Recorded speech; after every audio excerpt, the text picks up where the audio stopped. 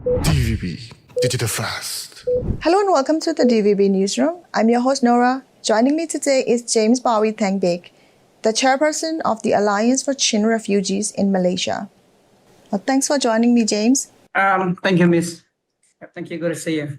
In 2025, Malaysia launched its year of enforcement with authorities arresting approximately 7,000 migrants and refugees per month, more than double the rate in recent years. How has this been felt by Myanmar refugees in Malaysia? Well, definitely because this arrest is we don't know when's and what times it's gonna happen. So I think we all are living in the fears, and also because during this arrest and immigration rates, I think Myanmar people are more vulnerable to this threat because I'm gonna say that because if we look back in our country, you see every day's bombings, and then we are living in a political crisis, and also you can see we're living in very disasters, and so you see the arrest despite knowing the situation back in Myanmar. And then there's no compromising on this situation. Whoever got arrested, they all will be deported back to Myanmar. So it's kind of we fled to Malaysia, and then for the safety in the hopes of a betterment and the safety in our life. So, but then the immigrations arrest us, and also send us back to Myanmar. So which is sending us back to the death cause. So I can see that many even we have a few cases who are whenever there's immigration rate happen, they jump from the buildings and escapes and all that. So yeah, I'm gonna say that this is it really makes us traumatizing, and then we all are living in fears because we don't know when is our turn. What are the most common places where these arrests happen? Well, we can't say that there's more common places, but then they target where more migrants and the foreigners are living, especially where the migrants from Myanmar and then the migrants from Bangladesh, and those people those living areas are mainly targets. And then sometimes the sad thing is that the immigrations and the government itself, they encourage, and then they suggest, and then I'm going to say that they force, they encourage the local people to make to reports about the existence of illegal migrants around their area. So which has so we can see whenever the immigrations make a statement, they always mentions that they did the rate based on the report that they received from the local peoples. So we can say that mainly things that happen in where more I'm gonna say that very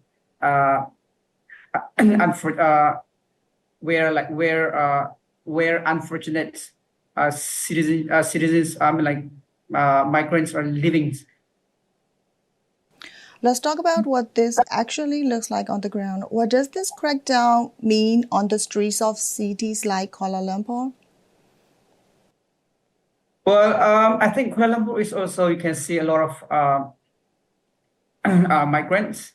And then, so what we can see is that even in the towns, the city, a huge city, there's really threats, and then it doesn't make everyone safe. So for especially who are coming to Malaysia as refugees, because you can see most we all are undocumented, or people are more mainly more of them undocumented. So we can see there's no place for them to hide, and then we can see even the city, you can see a lot of tourist attractions exist here in Malaysia, and KLs and everything, but then we can see that even that places are not safe for undocumented refugees. So in this environment, your organization plays a key role. Let me ask you about that. You're the chair of the Alliance for Chin Refugees. How does your organization assist the Chin community in Malaysia? Well, first, whoever comes to Malaysia, when they came to Malaysia through the, illegal route. So I'm going to say that, they came here to Malaysia as undocumented because, they all, because of the bombs and then the disaster, the destructions and displacements and everything, they fled to Malaysia without having no legal documents. So what we create for them is that we create a community identity cards where they can find where they can seek for help. Let's say medicals, and also like a few of even like if they have no ID, at least it can be like the threat to the local people, because even us, like we will be scared. We don't know who's out if like somebody who we don't know is nearby us. I'm like it can be a threat to us. So we at least we create the community identity card for them, and also let's say when they get arrested, they call us, and then also but like sometimes we try to negotiate with the authority, and then also we try to refer the case to United Nations, UNHCR, and also we seek help from local NGOs and all that. But then the problem is that I'm like this immigration rate is very decisive from I'm like even the government. So sometimes, as I said, there's no compromising. So I'm like so there's no way that we can take them out from the immigration when they get arrested. But then like but then if they have a UNHCR card, at least we can inform UNHCR on further assistance from UNHCR side. That's all. I'm like beyond that, we can't do anything for the moment. Yeah. Thank you so much. Which services are now the most difficult for you to provide? Well, for all refugees, honestly, I'm going to say that is that the legal protection is the main challenge that we are facing. As like and everywhere, I guess. Not in, but then, like I'm not going to talk about India and Thailand and all, but in Malaysia, I'm going to say that the legal protections is the most challenges that we are facing, because all arrests and everything's happened because of having no policy and no legal framework to protect and recognize these refugees. So this is one of the main challenges that we are facing right now. So because we always say that if there's arrest, and if there's recognitions by the government, that will also provide a lot safety for, and then I'm like much relief in our refugees community. So I'm going to say that legal protections is the main, because the government has like very decisive approach on this undocumented refugees issue. How many Chin people are living in Kuala Lumpur, and which other ethnic nationalities from Myanmar in Malaysia? Well, I always quote Malaysians as the Ghanaians, because when it comes to Myanmar populations here in Malaysia, because I'm going to say that people living in Malaysia from Myanmar is like we all minority ethnic group from Myanmar, especially also including Burmese are living in Malaysia. So we all are here. So I'm like we have Chin, Kachin, Grants, and then Shans, Granny, and then Rakhines, and also like Rohingya, and then we all are here. And then so like for the Chins, we estimated like 80,000, and then but the people who are registered with UNHCR is 29,000. So what we can see is that the difference between documented by UNHCR and then undocumented by UNHCR is so different. So which mean like this group, not only the Chins, I'm gonna say that all refugees, especially from Myanmar, when it comes to legal protections, we all are vulnerable to arrest, and then also detentions, and then also exploitation at the same time. I'm going to say that exploitations in the workplace, and also mainly the high risk is deportations. UN High Commissioner for Refugee has documented 189,760 registered refugees and asylum seekers from Myanmar in Malaysia. Is this predominantly Chin and Rohingya who have fled religious violence? For the moment, like according to UNHCR reports, yeah, we can say that mainly Rohingya. Rohingya is going to be the first, and the Chin is going to be the second. But then also in the ground, like what we can see is the population itself is Rohingya is much more than others, and also it follows by the Chin. So I think UNHCR registration will go based on the populations living on the ground here in Malaysia. So let's say if Kachins or like, grants are much, like if their population is much more than it's just, they could be the second largest register with UNHCR. But then like, for the moment, yeah, what we can say is that mainly like, prominent, like, gonna be the Rohingyas and the Chins for the moment, yeah. Based on your observation, which groups are most affected by the crackdown? I'm gonna say that there's no like mainly the target, but then but then when it comes to deportations, I think non-Rohingyas will be more vulnerable because even like the authority, they say, oh, you all can go back to the countries. For them, they say, if we can see a lot of like when it comes to deportations, I think Rohingyas can be like more on deportations because the problem, like we all also agree that Rohingyas is like the victims of genocides in 21st centuries. So for them, like for them, like it's very hard even for the government to deport them back to Myanmar or any other country, right? So but then like even in the arrest, I think for when it comes to the arrest, I don't see any different there's no inclusive and exclusive. They don't exclude anyone. Whoever they see undocumented will be arrested. That's it. Yeah. When it comes to Myanmar migrant workers in Malaysia, do they get targeted any differently from refugees and asylum seekers? No, I think here we don't see those kind of things because we all live like like a brothers and then sisters. So I think there's no targeted and all that. Working with people in such vulnerable situations must come with challenges. What kind of challenges do you face trying to provide assistance to these marginalized communities? Yeah, as I mentioned just now, since they are undocumented, it's very hard for us to go to the legal protections. Let's say, for refugees and then asylum seeker and then undocumented migrant, all the answer, the problems of, all the answer for this problem is the legal protections. Legal protections and also the recognitions by the governments. So these legal protections can come only by the recognitions by the government. So for the moment, the Malaysian doesn't recognize refugees, asylum seeker, and then they don't even sign 1951 refugee conventions. They're not a member of it.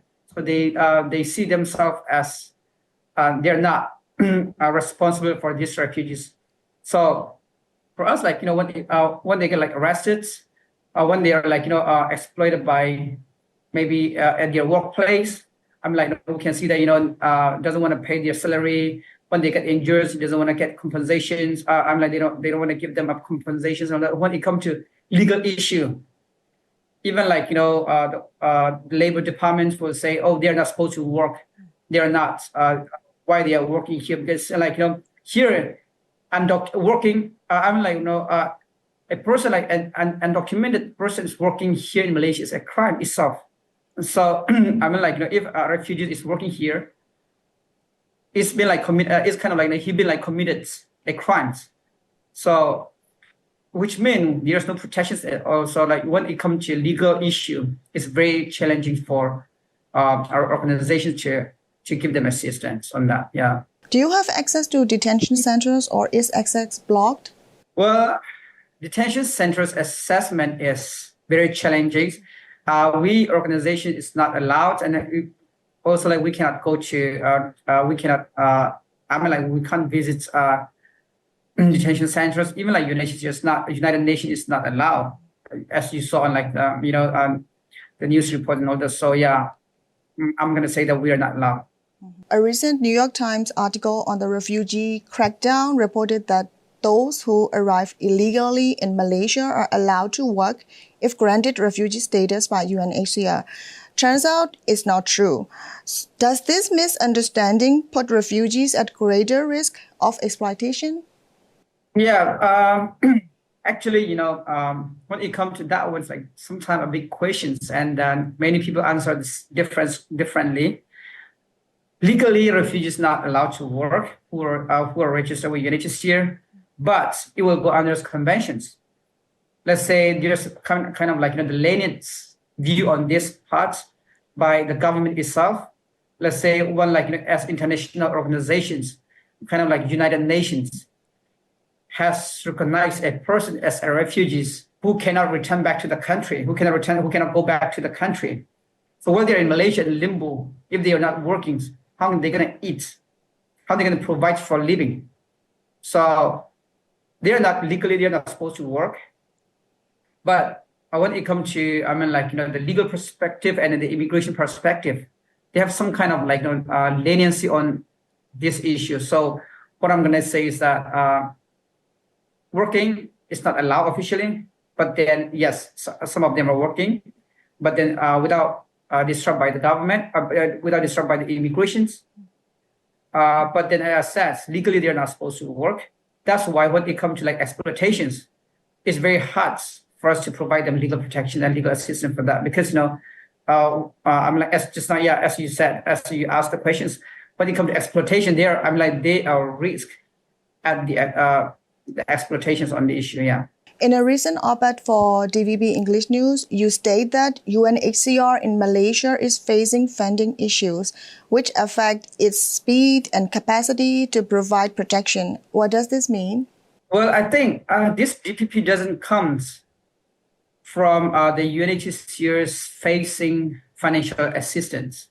Funding cutoff, because this been planned by the government under the security, under the threats of their national security. So the government didn't start this program because of UNHCR, facing, the financial challenges and all that. No, because,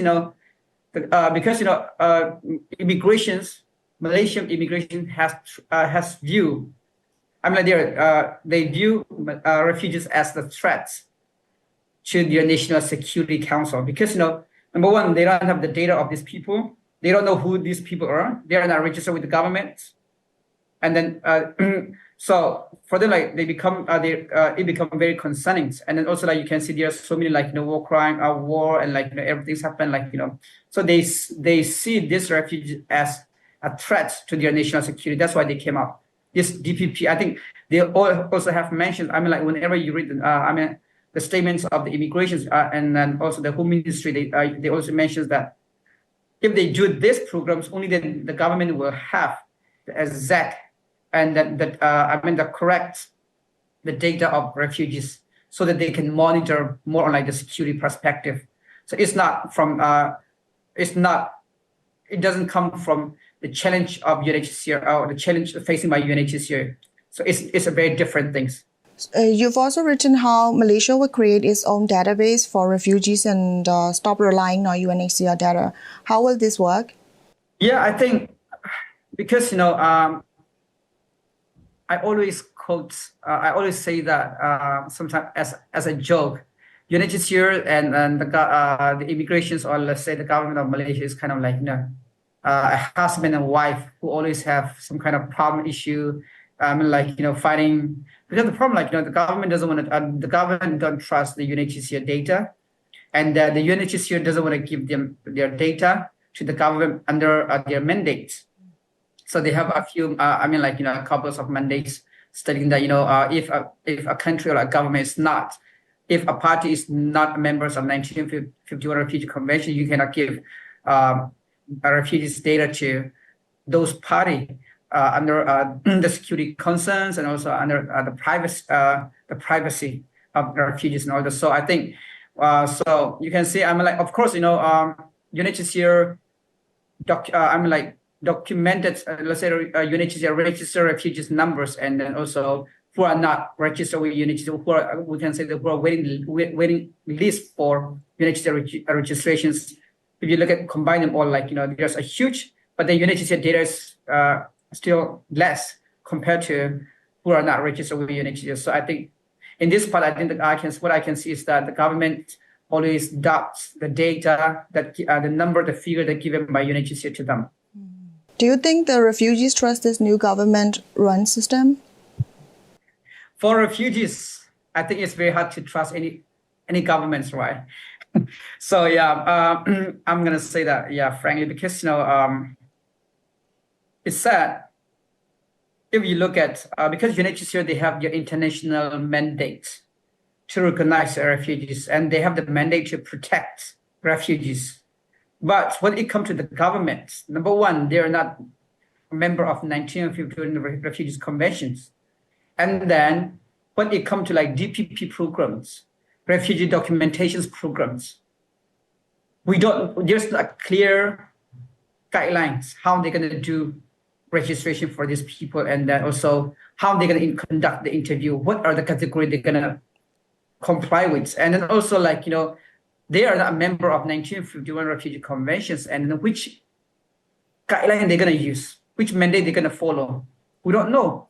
So if you look at the immigration law, it doesn't mention about any refugees. So this refugee issue comes, this DPP is conducted under the policy of National Security Council.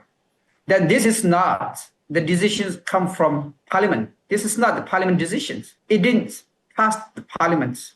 This is just the concerns and the policy made by National Security Council, not by the whole government. It's just like under the Home Ministry and National Security Council policy. So which means anything can happen.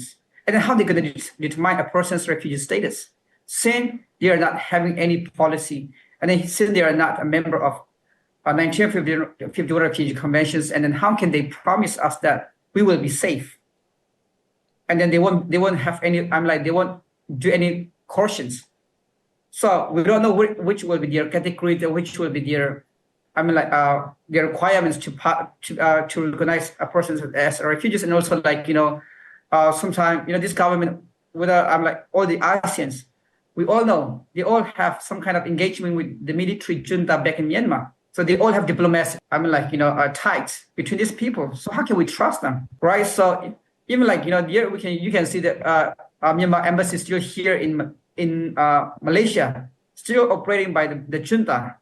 They all, when you look at immigrations, Myanmar embassy are allowed to access detention center, while UNHCR is not allowed to access detention centers.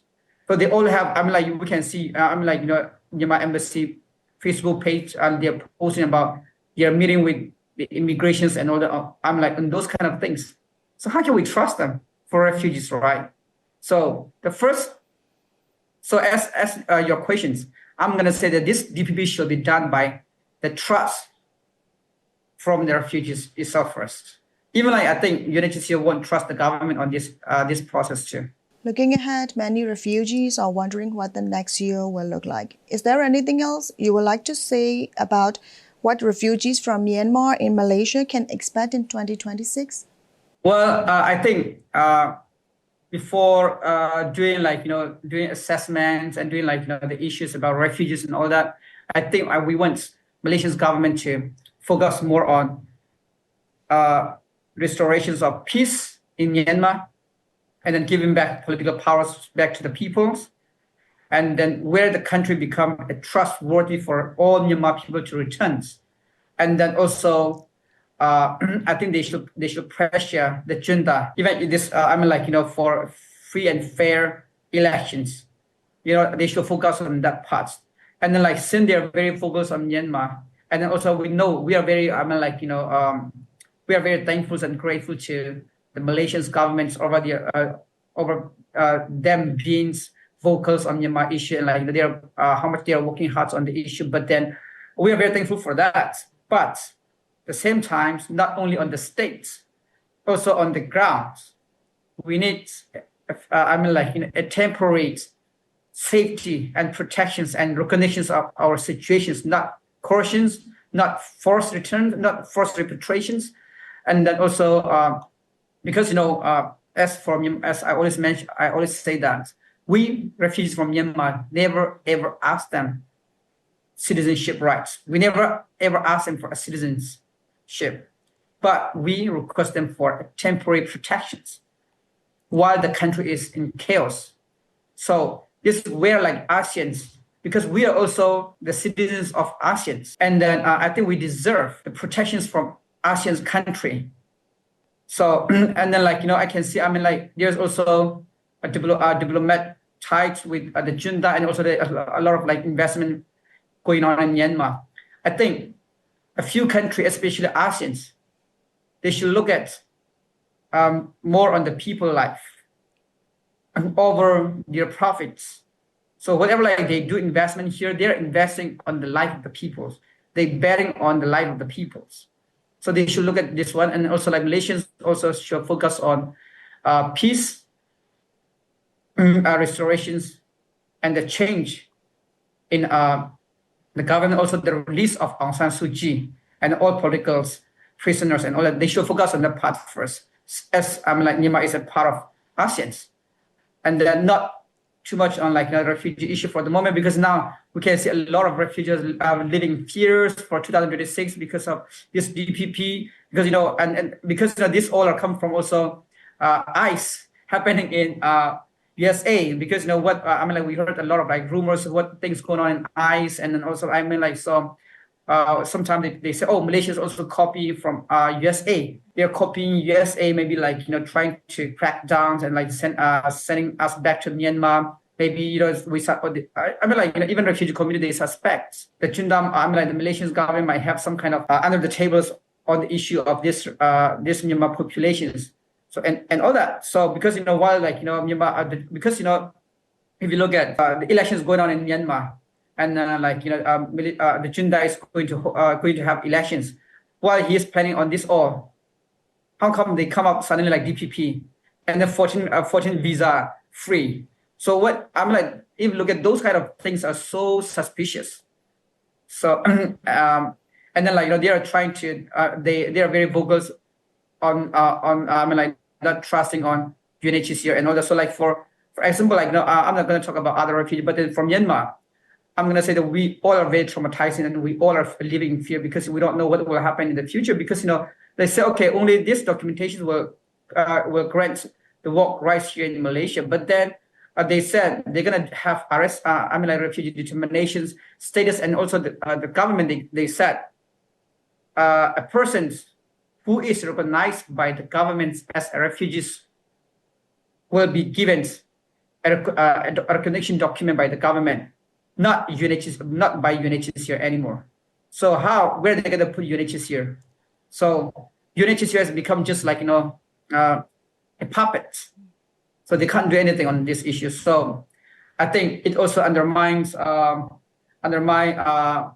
sovereignty, and also the works of the United Nations, and also on this issue, not only UNHCR itself. I think the United Nations has to look at this one first. It's the time for them also to look at on this issue. So what I can see is that now we all are living in fears, and we don't know what will happen in this 2026. And then also is coming what we can see is that even ASEAN, we suspect they are recognizing the junta's elections or not, something kind of that we feel that. So that's all. Thank you so much. Thanks, James. Thank you for your time, and congratulations on your recent wedding. We wish you and your partner all the best. Thank you so much. Thank you so much.